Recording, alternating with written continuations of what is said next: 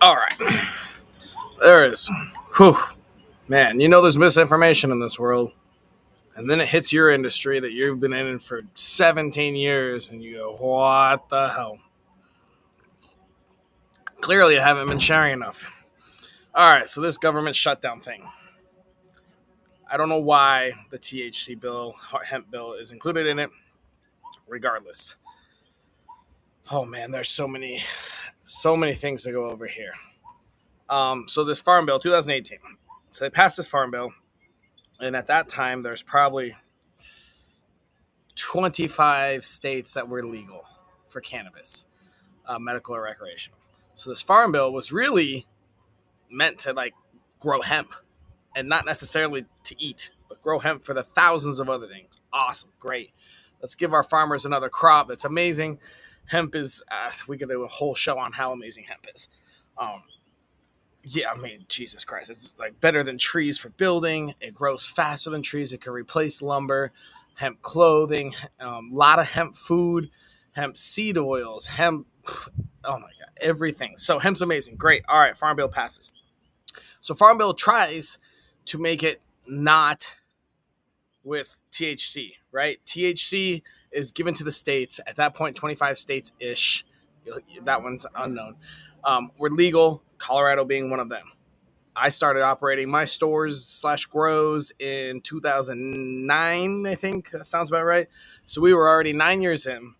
They come in and they pass this law, and everyone's like, okay, cool, like hemp, let's go do it, allow farmers to do hemp.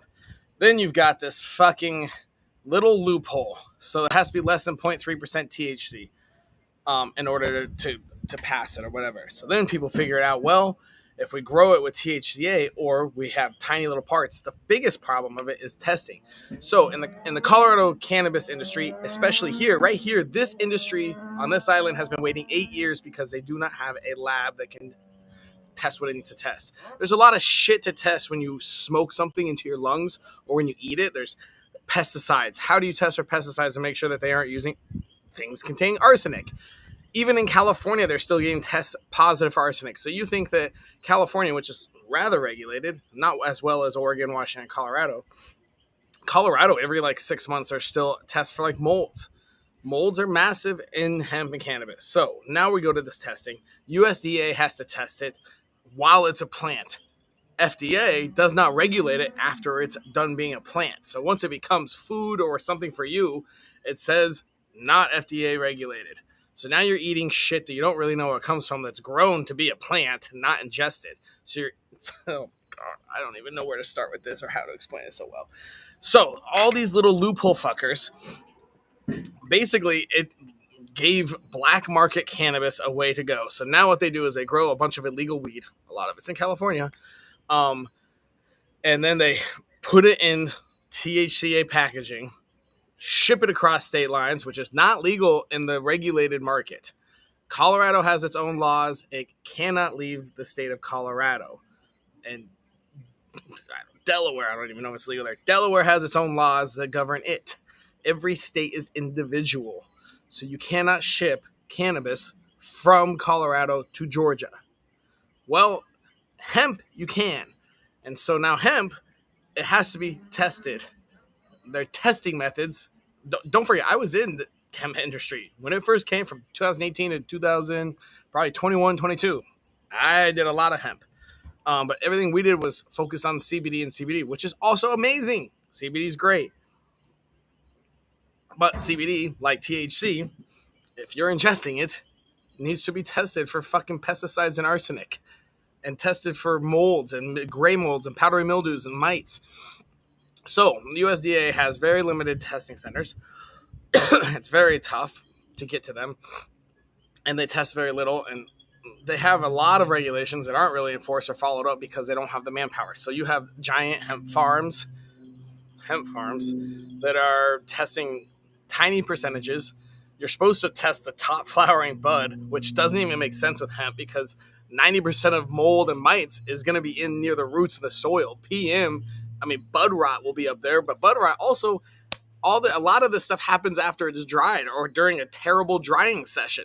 So if you're not curing your product right, that's when you get bud rot and powdery mildew. It can happen while the plant's alive, sure, but if you're testing while it's alive, you're missing out on probably like 60% of the chance of mold, mildew, mites all getting in there.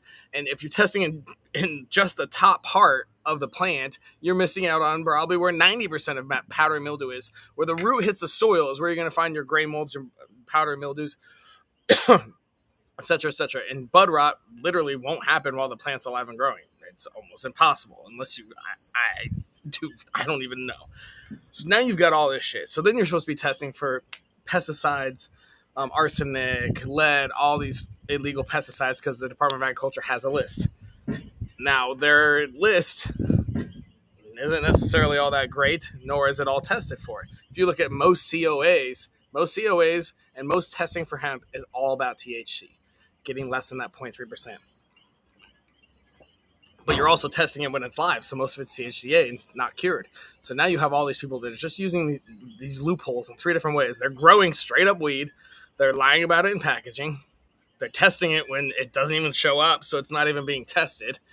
And so the USDA is literally just watching people grow weed, and if they do get fined or whatever, and like black market, if you were to ship like 5 pounds of weed from Wisconsin to Missouri, and the feds found it and caught you, I mean, you're talking about jail time.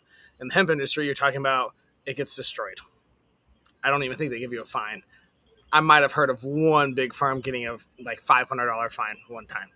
So there's no risk. So why would you not just grow weed and just keep shipping, and literally circumvent all the state laws that have been passed and completely just take a Schedule 1 narcotic? Should it be Schedule 1? Absolutely not. But it is, and that's where we are.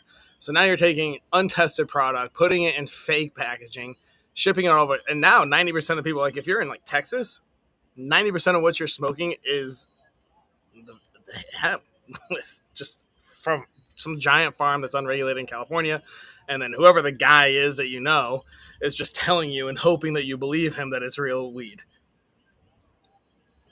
Since 2018, it's been a fucking massive issue. And when it passed, no one really thought of it till maybe like a year later. And then there was this craze of all these CBD people. So CBD, there's a bunch of snake oil, such a terrible CBD. I know a lot of people that got into the business and got back out.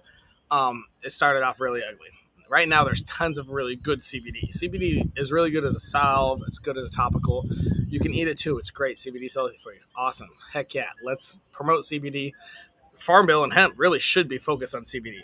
That's a great way to do it. But then you have all these other people that are like, wait a sec. This is how they test? I could get around that really easy. Oh, okay.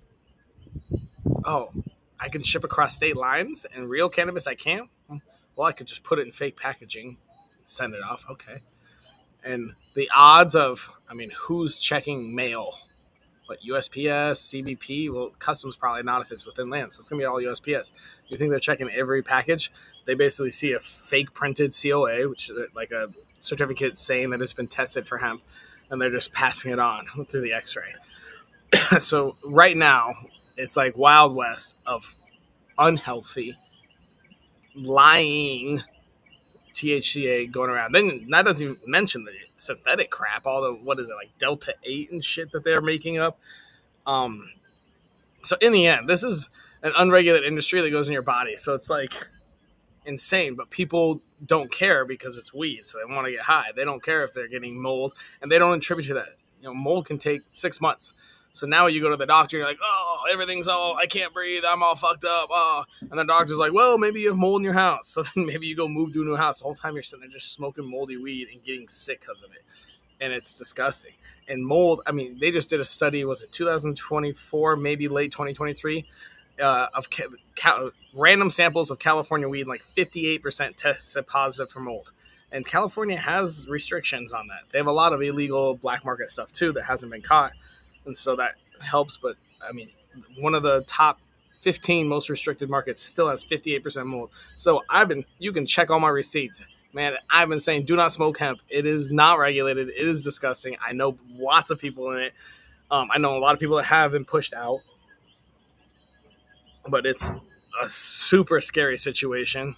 And it's the thing where you don't think of it. If you're getting sick and you're getting unhealthy, you don't think of the illegal weed you're smoking. You think of all the other factors. So you never attribute it. So nobody's even noticing it. So the fact that I don't know why Congress is doing it now. It's really weird. It should have been done 7 years ago. The fact that they're closing up that loophole is freaking amazing and fantastic. Closing Farm Bill was meant to do this. They found this little tiny loophole over here and have been exploiting the fuck out of it and hurting people and doing a lot of shady things. I mean, right now the THCA Delta 8 crap, I know maybe like 3 reputable companies, but even then they might just be a product. They don't know where the source is, and the source, I mean, they can be printing out COAs all they want. There's no enforcement in this industry. I have never heard of anyone getting fined. I would love for someone to show me a actual inspection or some sort of enforcement on the Farm Bill. I would love it. I think I know 1 or 2 back in 2018, 2019, because they were doing that, but there's barely any enforcement. There's barely any testing. So you're just selling all this stuff, calling it weed, making people sick, putting heavy metals in there, getting arsenic in there, pretending you're testing. I mean, maybe not even testing and just printing off fake COAs, which happens all the time. It's wild. And I mean, it happens down here. I mean, I see it all the time. We have THCA shops all the time. And I guarantee it's like outdoor weed that nobody else in the world will buy. So they ship it down here, throw a little certificate on it, and they just pretend it's. And then when it comes down here, then they take it out of the packaging and then they sell it as real weed. So, like, even down here, I'm sitting here watching people be like, oh, yeah, check out this bud or whatever. I'm like, that looks like either really rough outdoor California weed, which doesn't exist so much anymore. I mean, most outdoor goes straight into processing. I don't even know where you could sell outdoor unless you're shipping it to some illegal place. But I mean, Colorado outdoor cannabis hasn't been really grown for like almost a decade, I'd say, at least 5 years. California might still have some outdoor, but almost all of it goes processing. So this whole hemp thing is just closing up a loophole that's been there for 7 years, and that's all it is. It's just basically trying to get the Department of Agriculture, USDA, and the FDA on the same page and helping people have better quality. Now, on that note, should cannabis be legal federally? Well, obviously. Should it be regulated? I'm pretty anti-regulations, but when it comes to like foods and stuff, probably. I mean, there's a lot of shit I could do to cannabis to make it really rough on your life if I didn't want to follow the law. I mean, I could grow some really. But I mean, you could do that with almost anything, and you can grow. Let's see if we can get a nice little synonym for this little metaphor. If anyone has one out there, help me out. But like a moldy apple, you'll catch that. But I mean, like peanut butter. I mean, you can put. I guess technically, maybe this is a myth, but you can put pieces up to like 5% of bugs or something in there. And so, imagine back in the day if crunchy peanut butter was like 50% bugs and they didn't regulate it. That would be kind of where we're at now.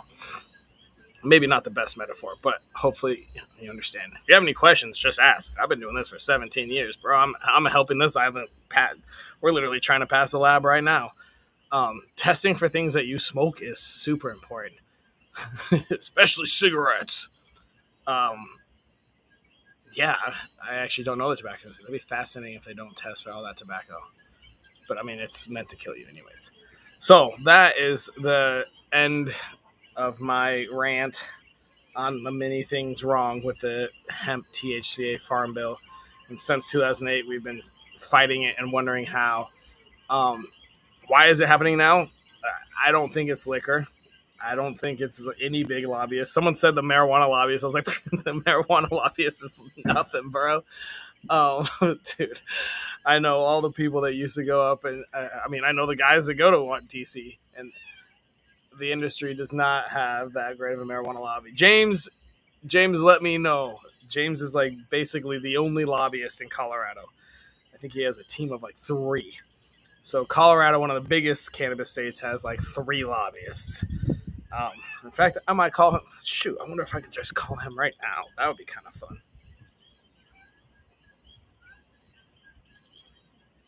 I will at least text him and see if he's free.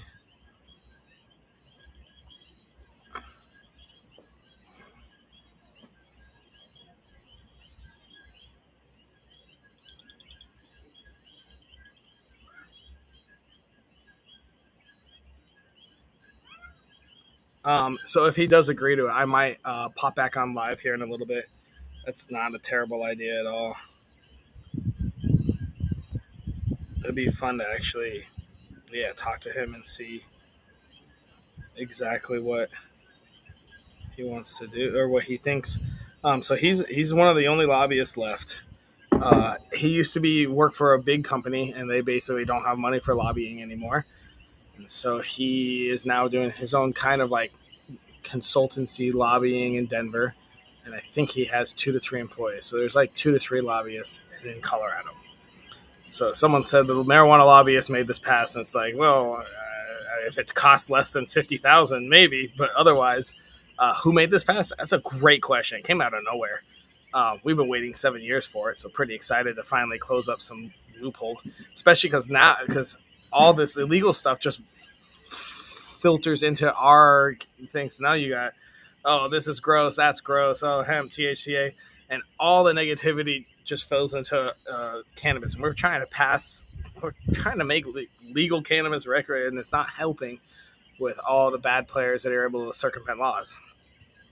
Like, why would we make it recreational legal when we have all this stuff going on? A lot of stuff we hear. So if we can get that cleaned up, hopefully, maybe it is a push for federal regulation, which would be pretty cool. Everyone should be able to smoke some weed whenever they want. It's 100 times healthier than cannabis. Man, I would love if James was able to get on here. Come on, James.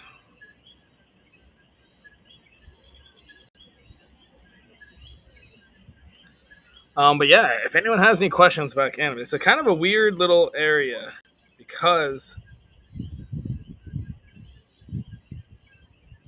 it's just a different type of cannabis. So hemp and cannabis are cousins. Hemp. Oh, there's a cat.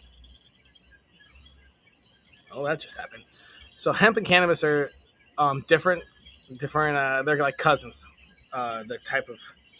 Sorry, he is not available. Dang, that's no fun. Well, I tried.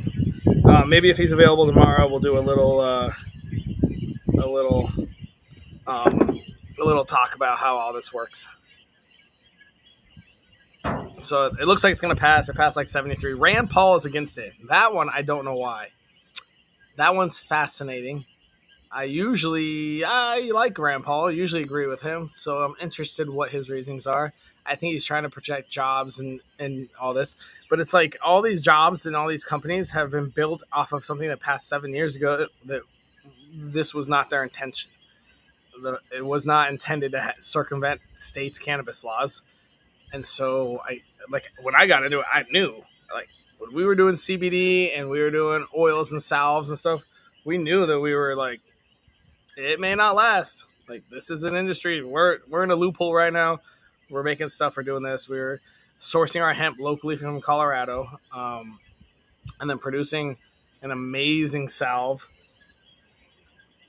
And then eventually we kind of just knew that it was going to end. It got really saturated, and then we moved out. But we were focusing more on the CBD, which still exists and still will exist, I believe. It's not psychoactive. So it won't touch the CBD industry. It's really only targeting the Delta 8 synthetic, Delta 9, THCA hemp growers whose entire business is basically circumventing state laws. That's like really all it is. It's just closing up a loophole. We've been waiting for 7 years for it. We thought it was coming a long time ago, but we've also thought that full legalization was coming, which maybe this is just one step, close up a loophole and then get some regulation and that. But the fact that the USDA can't even regulate this means full regulation is going to be another tough tact. I mean, they've been working on legals down here for 8 years, and I finally have the solution, and the government won't convene. I don't know. It's governments. Oh, man. That's another rant, too, on government. So, hope that it clears it up. So this law is just closing up a loophole that should have been closed 7 years ago. That's basically the end of it.